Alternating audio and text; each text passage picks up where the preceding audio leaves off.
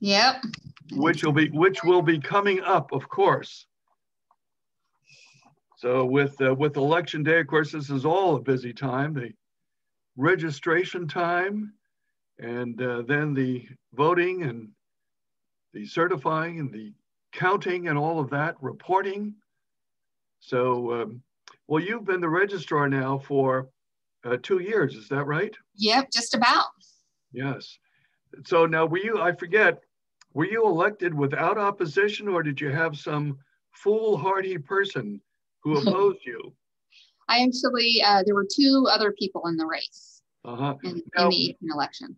Yeah, no, that's kind of maybe reminding me, was one of them also an employee of both of them? Oh, both of them were. Now, are they still working there under you? Yep. What do you know? Well, anyway, so I'm very happy to have with me today for an interview the Registrar of Voters, Deva Marie Proto, and who's been with the county for how many years? Is it 12 years? I think it's 12, 13 now. 12 or 13 years. That was, of course, the office that you hold, you wear at least 3 hats. Is that right? 4, actually. 4, and what are those? It's the county clerk, the county recorder, the assessor, and the registrar of voters. Registrar of Voters. Well, and I guess over time, those different positions have been consolidated, right? Yes, the county clerk always had the registrar of voters as part of its responsibilities, but it was combined with the recorder and the assessor in 2001. Right. Well, the county's trying to save money, be more efficient, and all of that. So that's as it is. No, but I assume that you're not getting 4 salaries, though. No. Well, the one that intrigues me, well, they're all important positions, of course. And now, had you started out in any one particular track? I was the chief deputy clerk recorder before being elected. Right. So I was one of 3 assistant department heads. Right. Now, do you also have to have interaction directly with or responsibilities to the Board of Supervisors? Or are you the board's clerk, or is that someone else? That's someone else. So this position used to have the clerk of the board, but with the assessor, it's a conflict of interest because the clerk of the board has to do the assessment appeals. So. Right. Yeah, well, that's probably a real headache position anyway. Being familiar with the clerk of our board here at the Sonoma Valley Healthcare District. And those clerks keep the electeds, well, I'd say honest, but it's not really that. It just keeps them on their toes. But in any event, well, thank you very much for this very busy time to talk about the responsibilities of the Registrar of Voters. And it's being a political junkie myself, I have to admit, you sort of recognize some of these important positions. And from my earliest years, even before I came to California, the Registrar of Voters was an important position, keeping track of who's registered. That's the name of the position. And then, of course, the counties, each of the counties has a Registrar of Voters who then do the real work of that their staff of everything to do with maintaining the rolls and counting the votes. And there's a lot to be said under that responsibility, but then reporting on up to the Secretary of State. Is that right? Yes. Right. So then the Secretary of State will get reports from you on, I guess, maybe all of the positions within Sonoma County, but most importantly, for statewide results. Is that right? Yes. Right. And so anyway, well, gee, in Sonoma County, I think we've got about 500,000 people. We've had some disasters here the last 2 or 3 years, but probably the the population is relatively flat. Would you say that? It seems to be in the last couple of years. It kind of went down a little bit after the 17 fires because we were above 500,000, and I think we dropped a little bit. Right. So amongst that 500,000 of people, there are people of different ages. And of course, it would be the people in the whole population, if you want to call it the age cohort, over 18. How many of those people do you estimate that there are? You know what? I'm not sure. We don't really get that information, so I'm not sure how many are eligible. So we'll find out more with the, we'll find out more with the census information. Oh yeah, the census. Well, when they say eligible, what they really mean is age eligible, correct? Age and then citizens and oh yes, you know, not being excluded from voting for some reason. Right, like felons, I guess. Yeah. You say. So that, yeah, I forgot about that. You're quite right. There would be non-citizens who live amongst us and people who cannot vote for various reasons. Yes. So that is true. Yeah, I had read something a few weeks ago about the percentage in California, and I forget what it was, but it was maybe 70% or something like that.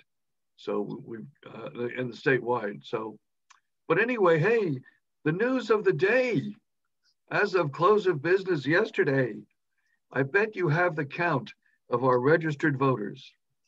They may still be processing some of them because they do have to be postmarked, but right now we have 299,163 registered voters. Oh, wow, that's quite a big number. So when would you say would be a relevant date of record? Like we're doing this from the end of last year or the last general election, or what would be kind of a baseline that we would measure against? I would say probably the primary. Oh yeah, right.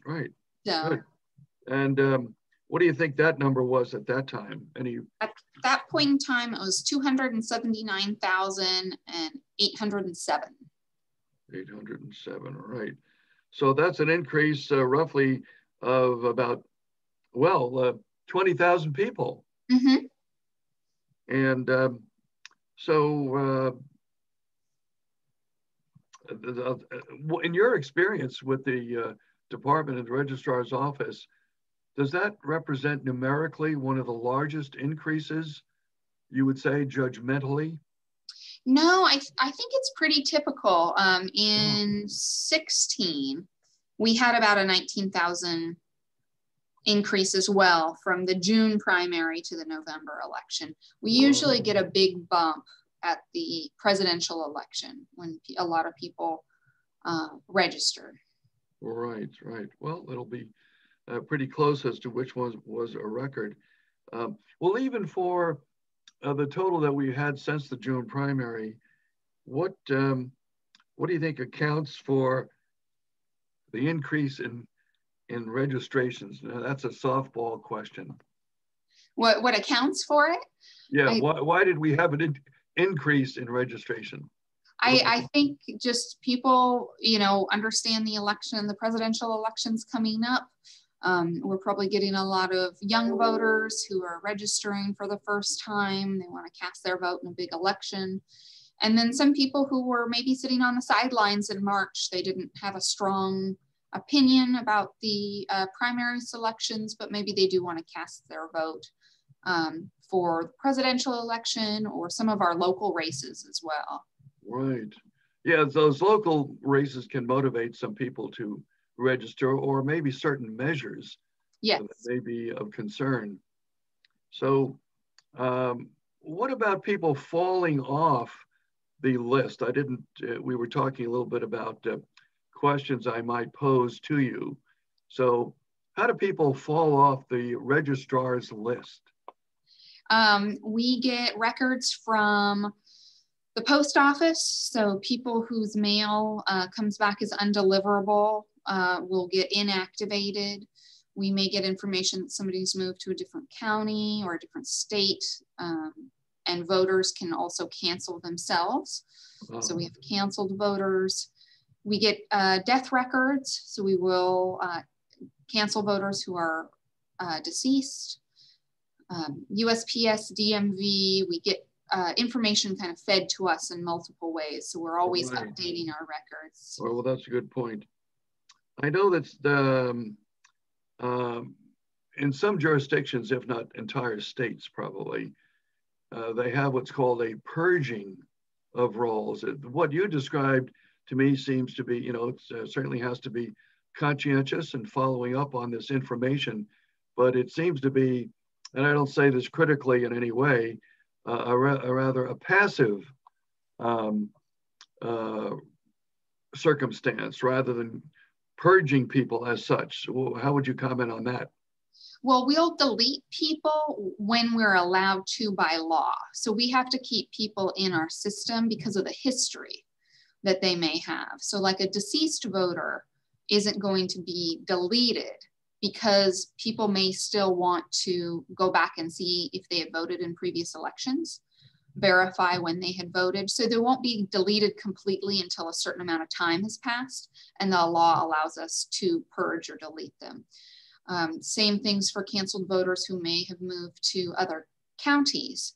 Their data still resides in the state system, so we can't remove them, delete them from our system because we still hold the history that they voted here, and that feeds into the state database. Right. Well, that all seems very reasonable. Now, what about the universal mail out, if I can call it that? And you can correct me as to the correct terminology, but were any of these names on hold? Who received ballots? Presumably all the registrants in good standing, I suppose. Yes, all the active registered voters. I'm sorry? All the active registered voters. So no canceled voters, no inactive voters. Right. Yeah, this is, I think, an important point because there's been a lot of controversy and loose talk about all those ballots going out in other states and jurisdictions, of course, not here. Anyway, there really isn't an active purging activity by the state of California and its counties. No, it's kind of a constant process, and then we will delete voters on a schedule because they have to be inactive for a certain period of time or canceled before we can actually fully delete them, because that will delete their entire history as well. And that's it, deleting the history, yeah. Yeah. So what would you say is if someone doesn't vote, so hey, they're not dead, you didn't find that out, PO doesn't return anything on them, but they don't vote. So when would they be deleted? I'm trying to remember. I can't remember off the top of my head. First, they'll be inactivated and canceled.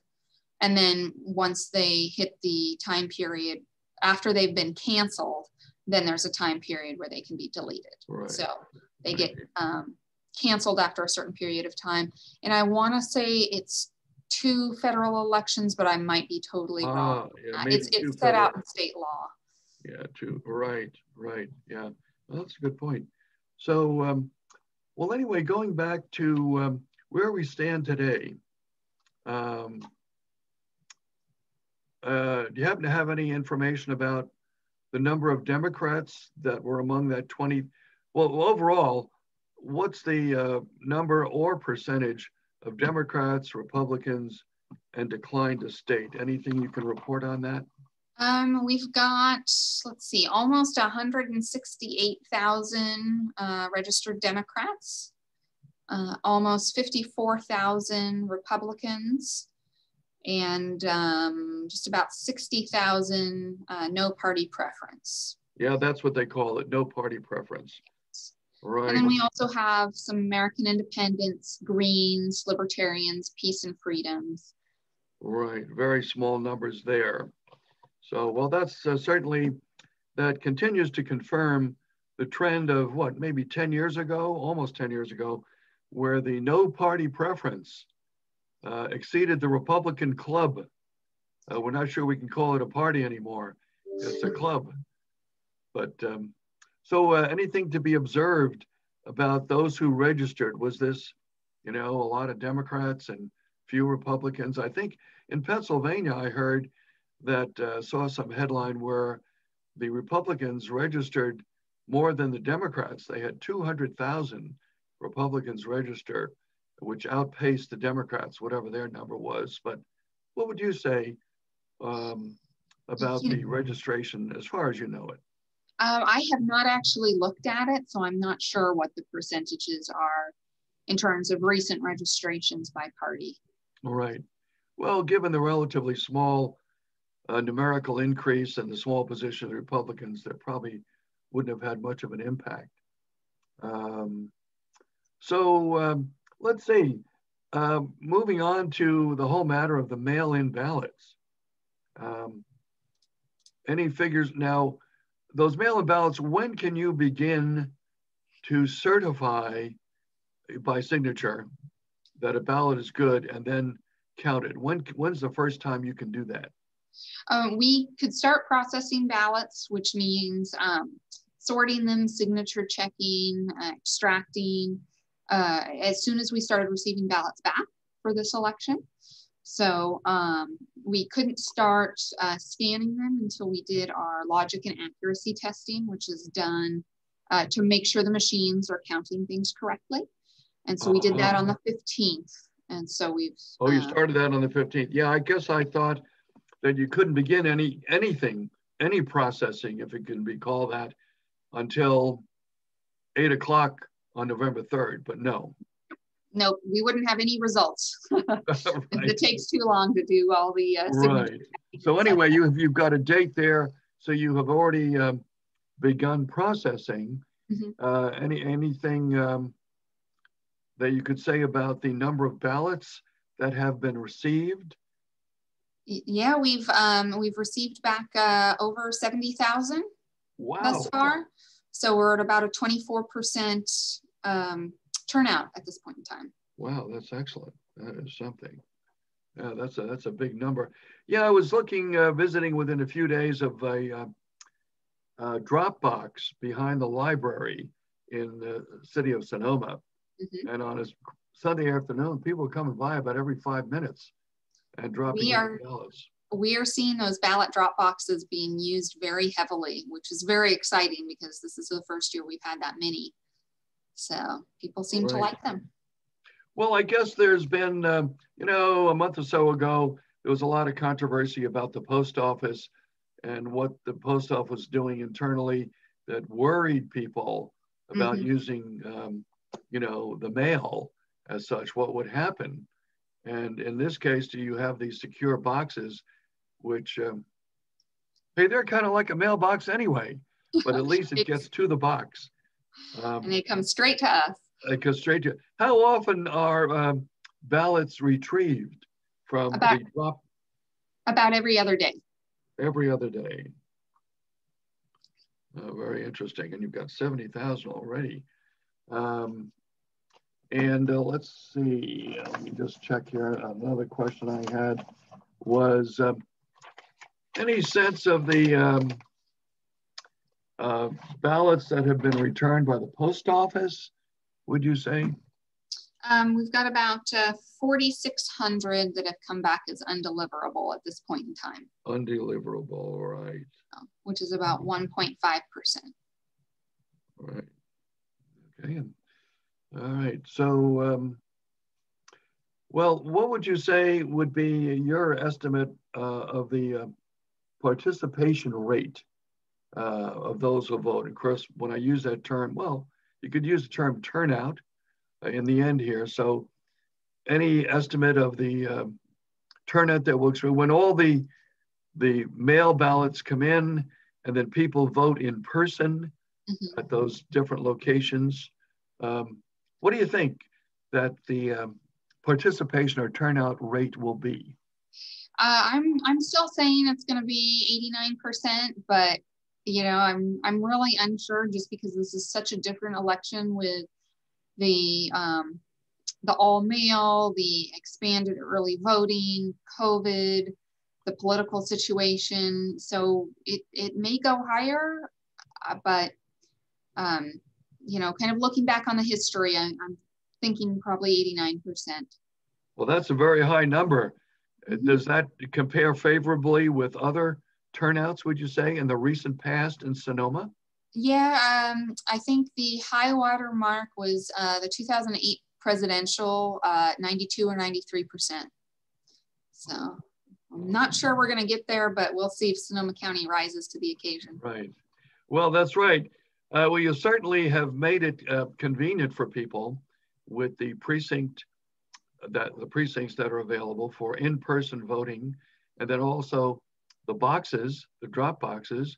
And I think also worthy of comment and a tribute to you and your efforts is the press coverage that has been in the PD and in our local paper here in Sonoma of, you know, what's going on, what can you do with the ballots and all of that. So compliments to you for that.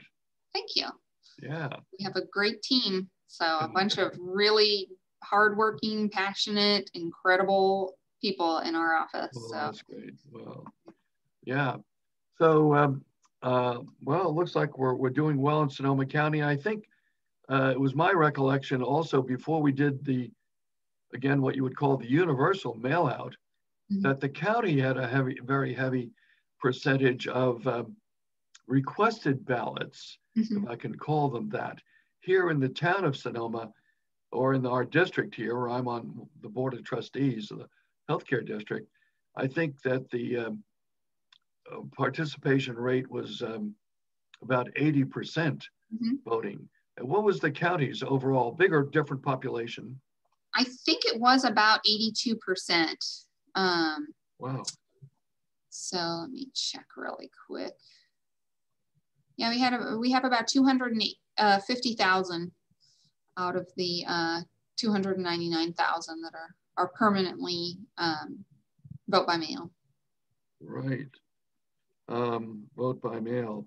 So what do you think is going to happen? This is a little bit of a speculation. With the next general election, which would be 2 years hence, for governor and other statewide constitutional positions, what do you think is going to happen? Are we going to go universal mail out, or you think we'll revert? You know, I'm not really sure. We will see how it goes. A number of counties have already moved to what's called the Voters' Choice Act, which is where everybody receives the vote by mail ballot, and then we have the larger locations open for longer.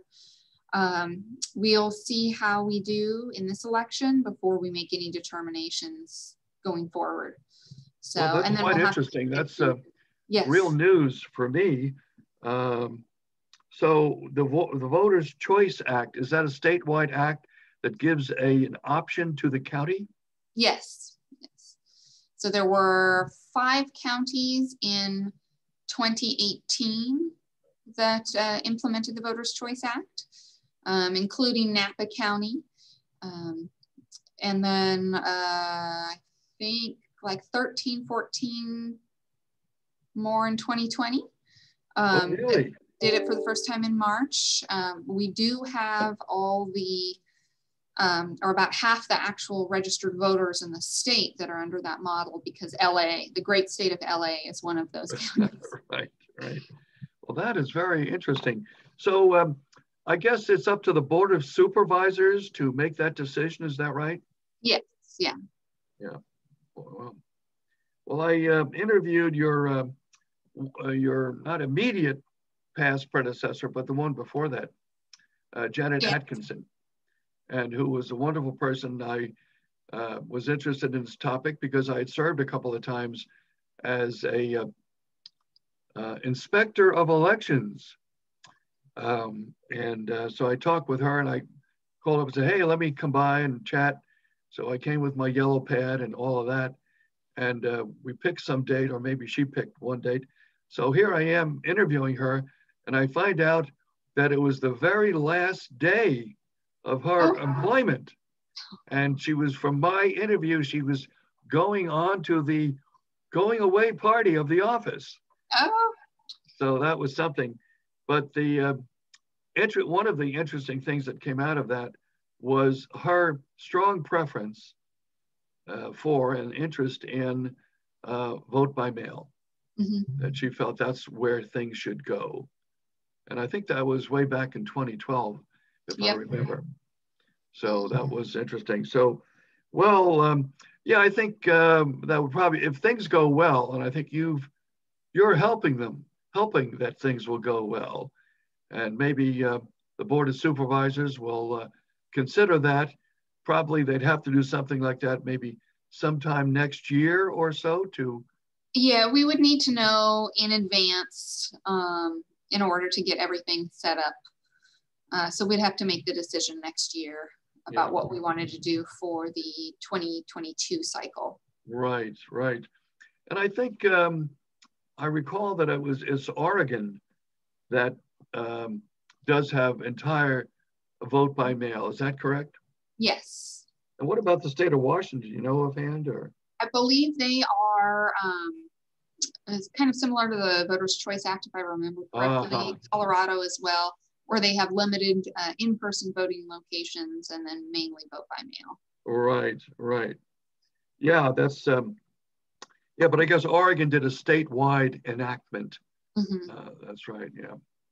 Well, this is going to be quite an election, and it sounds like you and your staff are ready for it, and things are all under control, and people can feel good about things.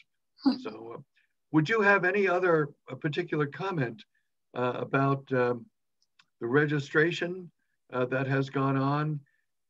Anything else about the whole election process coming up? Well, just a reminder, even though the registration deadline has passed, that people can still register conditionally in person up to and on election day. So we may see those numbers go slightly higher.